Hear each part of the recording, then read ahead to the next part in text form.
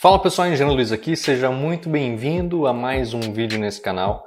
E hoje, pessoal, eu vou trazer para vocês 6 motivos que causam insegurança no engenheiro civil recém-formado, no engenheiro civil que ainda está na universidade e pretende trabalhar talvez com projetos estruturais ou realmente atuar como engenheiro estrutural na prática. Antes de iniciarmos, já se inscreve nesse canal, deixe seu like, deixe seu comentário também, porque é muito importante. Assim eu sei que vocês estão gostando desse tipo de conteúdo e o YouTube também entende que esse conteúdo é relevante para vocês e acaba entregando esse conteúdo para mais pessoas que precisam saber disso. Então, pessoal, basicamente, quando nós estamos falando de insegurança em projetos estruturais, nós vamos estar falando sobre alguns motivos que causam essa insegurança.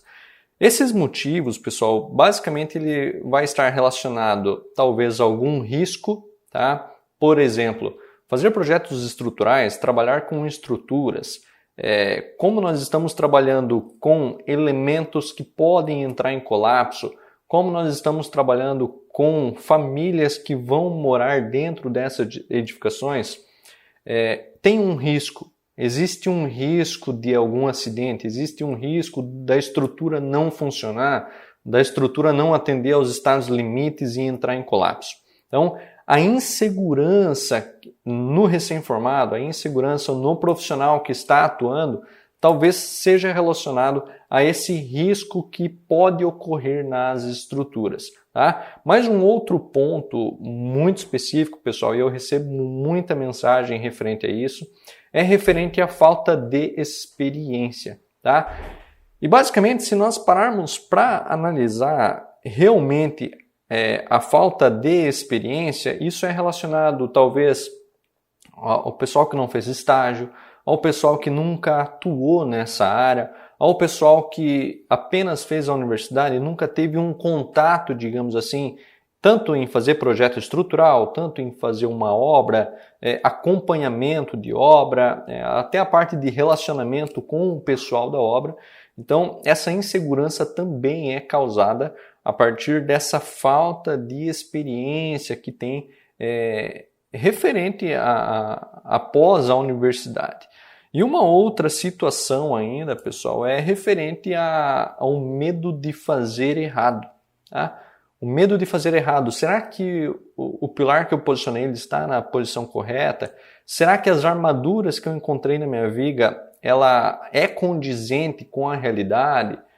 Ou até mesmo, será que eu estou colocando os carregamentos corretos na minha estrutura?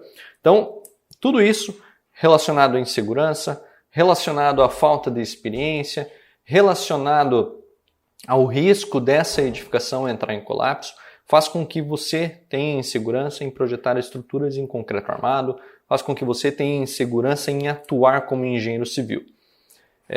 Mas, basicamente, pessoal, isso são pontos, são medos que todos os profissionais passam, são medos nos quais todas as pessoas têm. Então, basicamente, como que nós enfrentamos isso? Basicamente, como que nós perdemos a insegurança em projetar estruturas em concreto armado ou atuar realmente como engenheiro civil? Quando nós nos deparamos com essa barreira que nos trava em fazer algo, o que nós precisamos sempre estar alinhados, digamos assim? Nós precisamos estar atentos.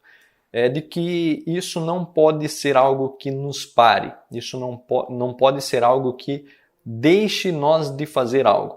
O que eu quero dizer com isso?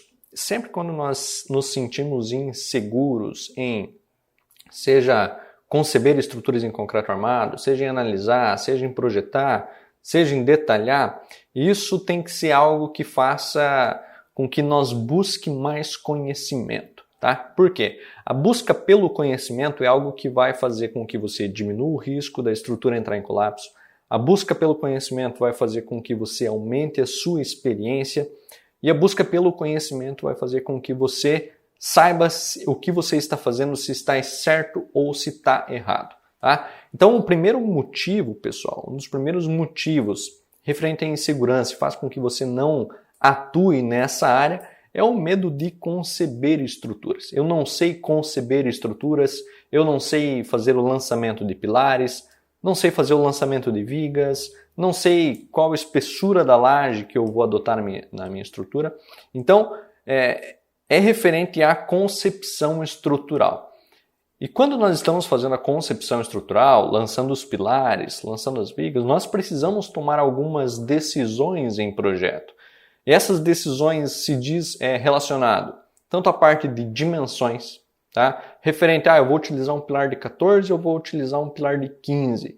Eu quero finalizar minha parede com 15 centímetros. Eu posso utilizar um pilar de 12 centímetros? Mas será que a norma me permite eu utilizar um pilar de 12 centímetros? Se eu utilizar um pilar de 14 centímetros, qual que é o bloco que eu tenho que utilizar para que eu consiga finalizar minha parede com 15 centímetros? Ou uma outra relação, eu estou trabalhando com viga biapoiada e será que eu tenho que utilizar uma viga de 10% do vão? Ou será que eu tenho que utilizar um 8% do vão? Até mesmo referente às lajes. Será que eu utilizo uma laje maciça? Será que eu utilizo uma laje treliçada? Isso são considerações e são, como é que eu posso dizer, são decisões que o engenheiro estrutural ele deve tomar em projeto. E essas decisões que ele precisa tomar em projeto é sempre em base a um conhecimento, é sempre com base a alguma experiência, sempre com base em algo que ele já fez. Porque senão você vai se sentir inseguro, tá? E isso é super normal. O que você precisa entender é que isso vai acontecer, tá? Essa falta de experiência, esse risco que existe na estrutura, essa falta do conhecimento, essa falta da base teórica mesmo, faz com que você não saiba tomar as decisões corretas num projeto estrutural. Por isso que eu sempre bato na tecla. Vá em busca de conhecimento, procure profissionais que já trabalharam com isso, invista em cursos no quais você tenha essa base de conhecimento para que você tome uma decisão no seu projeto estrutural, tá? O nosso segundo motivo, pessoal, é aquela situação de que eu até sei mexer no software, tá? Só que eu não sei se está correto.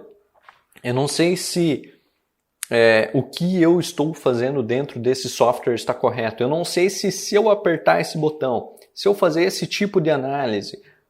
Por exemplo, se nós estivéssemos falando de uma estrutura maior, no qual 4 pavimentos, 5 pavimentos, e nós estivéssemos falando em avaliar a estrutura, tanto pelo modelo integrado de análise estrutural ou pelo pórtico e grelha, existem duas situações no quais vão acontecer dois resultados na estrutura, o pórtico e grelha e o modelo integrado. Quando nós estamos falando sobre isso, e talvez você está assistindo esse vídeo e você não entende essa diferença, isso te causa uma insegurança, isso te deixa incapaz de fazer um projeto estrutural, isso te deixa incapaz de tomar uma decisão em projeto estrutural. E isso é conhecimento também. Esse ponto de decisão em vou escolher um modelo integrado, vou escolher o pórtico e grelha para fazer a análise estrutural, faz com que você precise tomar uma decisão em projeto estrutural. E isso causa uma insegurança também, tá? O terceiro motivo, pessoal, que é referente, isso eu recebo muito também no direct, pessoal, é referente a não conseguir analisar os resultados, tá? Não saber interpretar os resultados que o software dá. Por exemplo, sei fazer concepção, sei mexer no software, só que quando eu vou analisar o pórtico unifilar, eu não sei avaliar os momentos fletores, eu não sei se os momentos negativos que estão atuando na estrutura, eles são condizentes com a realidade, ou seja, você precisa ter o domínio dessa análise estrutural. Você precisa ter o domínio da análise do pórtico como um todo, avaliando todos os momentos fletores, avaliando as redistribuições de esforços. E quando a gente fala sobre redistribuição de esforços, nós estamos falando sobre vinculações, tá? Quando estamos falando de vinculações, é referente ao engaste, referente a um nó semirrígido, referente a uma rótula. E essas três opções, tanto de engaste, nó semirrígido, tanto uma rótula, faz com que o pórtico unifilar tenha informações diferentes, tenham resultados diferentes. Se eu estou com um momento negativo muito alto, eu aplicar um nó semirrígido e que eu tenho uma redistribuição, por exemplo, de 10%, 25%, eu vou ter uma redistribuição de esforços na estrutura. E quando nós estamos falando sobre isso, eu diminuí o momento negativo, mas eu preciso entender que esse meu momento negativo na estrutura, ele não vai sumir da estrutura. A estrutura ela vai acabar se redistribuindo para outros pontos. Então, beleza, eu sei conceber, eu sei mexer no software, eu sei analisar a estrutura, mas eu não sei analisar os resultados que ela está me dando. Eu não sei se o momento fletor, por exemplo, de 3.000 kgf, será que é pouco ou será que é muito? Tá? Até recentemente eu recebi uma pergunta na caixinha de perguntas lá no Instagram, e até se você não me segue no Instagram, o link vai estar aqui embaixo para que você possa me seguir por lá também e me mandar as perguntas diretamente na caixinha de perguntas, eu respondo cada um. Referente a qual que é uma carga máxima que uma sapata de divisa ela pode suportar sem uma viga de equilíbrio. Então, esses são situações que a falta de experiência, a falta de colocar realmente a mão na massa faz com que você não tenha esse conhecimento e que você não consiga tomar decisões. Tá? Uma outra situação ainda, pessoal, referente à análise estrutural, referente a vinculações, é referente à otimização da estrutura. Tá? Por exemplo, eu estou com uma viga de 14x50 com um momento negativo muito alto, no qual eu estou aí com duas barras de 16. E essas duas barras de 16 milímetros na parte superior da viga, na parte negativa, na minha experiência, faz com que eu pense, essa minha armadura está muito alta, será que eu não tenho como reduzir isso? Será que eu não consigo otimizar essa minha armadura, fazer uma redistribuição de momentos fletores para que pareça ser certo? Porque quando nós estamos fazendo um projeto estrutural, pessoal, além do projeto ele estar correto, além dele estar sendo analisado corretamente, ele precisa parecer ser certo. Tá? Por quê? Porque em muitas obras, em muitas regiões, nós temos culturas diferentes referente à mão de obra, referente à execução, referente aos materiais que são utilizados naquela região. Logo, o nosso projeto estrutural ele precisa parecer certo para ser executado. Tá? Por que eu digo isso? Porque em muitos casos, quando você manda um projeto estrutural no qual eu tenho uma armadura muito superior, que essa armadura ela foi dimensionada para os momentos fletores, ela realmente precisa daquela armadura, mas se você não tiver o senso crítico daquilo, se aquilo vai ser execuível ou não, tá? E nós sabemos que muitas obras não têm responsável técnico, o que pode acontecer? Talvez o fato de você mandar uma viga com uma armadura muito superior, nesse nosso caso, com duas barras de 16 milímetros, talvez a mão de obra ache estranho. Tá? Por que será que tem uma armadura de 16 milímetros? Se eu sempre fiz com 10 milímetros e sempre fiz assim e nunca deu errado. Então eu não vou colocar 16 milímetros, vou colocar 10 milímetros. E isso faz com que eles executem de forma errada o seu projeto estrutural. Tá? Uma outra situação ainda em relação à otimização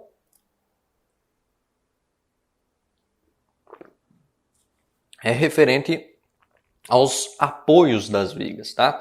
Quando nós estamos dimensionando, quando nós estamos na parte de detalhamento de projeto estrutural, existe uma relação referente aos cortes da armadura negativa. Tá? E o que acontece? Como eu tenho pequenos momentos negativos nos apoios, tá, das vigas, eu vou ter apenas trechos de barras negativas nos apoios. Isso faz com que gere um problema, tá? Não digo um problema, mas é fora do usual, digamos assim, referente à execução da obra. Por quê?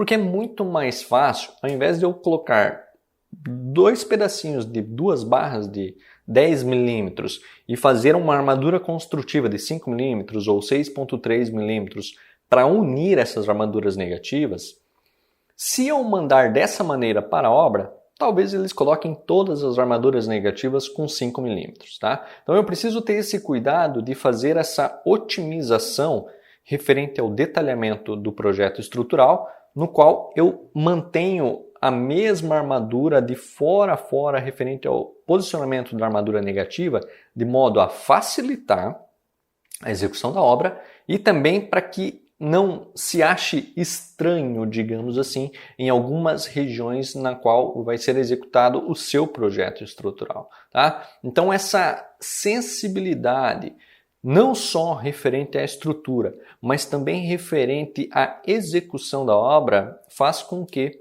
você diminua, digamos assim, a sua insegurança em fazer projetos estruturais. Por quê? Porque todas essas informações que eu estou passando para vocês é uma experiência relacionada a uma prática no qual é aplicado a um projeto estrutural. Tá? E isso faz com que a insegurança ela diminua ao longo do tempo, conforme você vai tendo maior conhecimento teórico, maior conhecimento técnico, referente à experiência, referente à prática, maior será a sua segurança em tomar decisões dentro de um projeto estrutural. Então, a insegurança ela é algo normal. Ela é normal. Apenas um espelho, digamos assim, referente ao conhecimento teórico, referente ao conhecimento prático, referente à experiência, referente ao risco das edificações. Então, não pensem que a insegurança ela pode parar vocês, digamos assim, de buscar o conhecimento, de vocês... eu não aprendi isso na universidade. Então, busque esse conhecimento agora. Depois que você está formado, busque esse conhecimento. Busque pessoas que já têm esse conhecimento ou que já tenham essa experiência para que você tenha também essa experiência, para que você tenha maior segurança em projetar estruturas também, tá? Uma outra situação ainda, pessoal, que causa muita insegurança em engenheiros civis recém-formados é referente à captação de clientes, tá?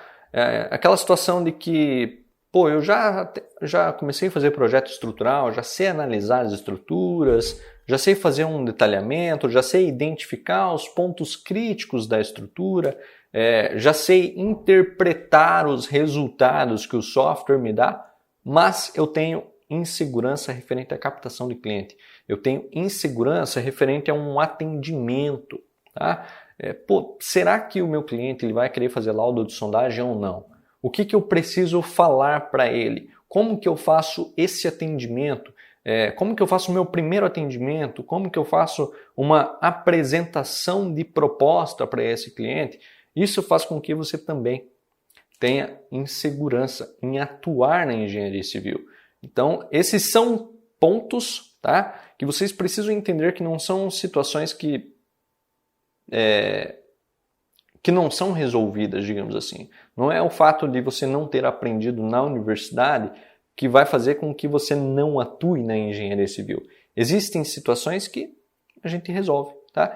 Que podem ser resolvidas, e basicamente são todas essas, tá? A partir do momento que você domina todas essas áreas, desde a parte de concepção estrutural, a parte de análise estrutural, a parte de interpretação dos resultados, dominar um software de análise estrutural, de concepção, de detalhamento, seja um EBERIC, um TQS, um CPCAD, o AutoCAD, a parte de utilizar muito o F-Tool para análise estrutural, utilizar o Excel para fazer os dimensionamentos à mão que nós fazemos lá na universidade, faz com que aos poucos vocês vão tendo maior segurança em atuar como engenheiro civil.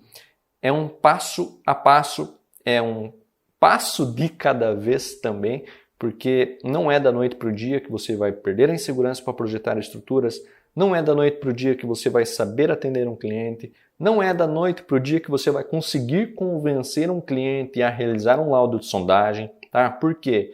Referente ao laudo de sondagem, vocês precisam ter uma base teórica também de como que faz um laudo SPT, como que se interpreta os resultados de um laudo SPT, como que define as fundações a partir de um laudo SPT, e a partir do momento que vocês têm essa segurança teórica referente ao laudo de sondagem, vocês conseguem convencer o cliente a fazer esse laudo de sondagem, porque vocês conseguem passar a segurança daquilo que vocês estão falando, tá? E isso é base teórica, isso é conhecimento técnico e isso é uma progressão de conhecimento no qual, quanto maior o conhecimento, menor será a insegurança. Então, continuem estudando, continuem aplicando a teoria na prática, busquem conhecimento e aos poucos vocês vão tendo maior segurança em atuar na engenharia civil.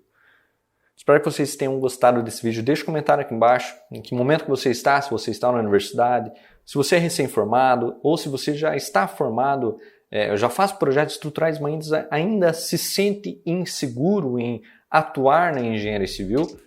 Deixe seu comentário aqui embaixo, deixe seu like também, se inscreva nesse canal, me siga nas redes sociais, participe do nosso grupo no Telegram. Espero que vocês tenham gostado. Um grande abraço e até mais.